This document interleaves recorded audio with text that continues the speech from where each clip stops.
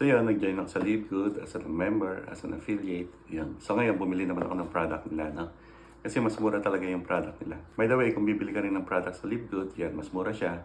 Tapos mag-view mo yung shipping sa order history. Nasa dashboard mo yan.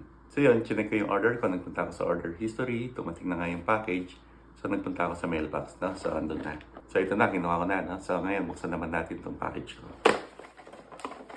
So ito yung mga vitamins na in-order ko, no? May multivitamins for men. Meron din multivitamins ako in-order for women. So magnesium, yan. Mas mura siya, no? Compare mo sa mga ibang company. Yan, no? Ageless serum, yan. Dito lahat. Tapos nag-order din ako ng t-shirt, yan. So dalawang kulay yung in-order ko, no? Isang gray, saka isang navy blue. Ganda. Tapos nag-order din ako ng hat. Yan. So mag-order pa ako ng maraming products sa LiveGood. Tulad ng super green, super red, saka yung coffee. So next yun naman ang bibiling ko. Tapos ito yung listahan ng mga in-order. Ayan. Anyway, kung gusto mo bumili ng products sa LiveGood, lagay ko na lang yung link ng website ko sa description ng video na to. Ayan. So, yan, mas mura siya talaga dito sa LiveGood. Yung mga vitamins, marami silang product, no?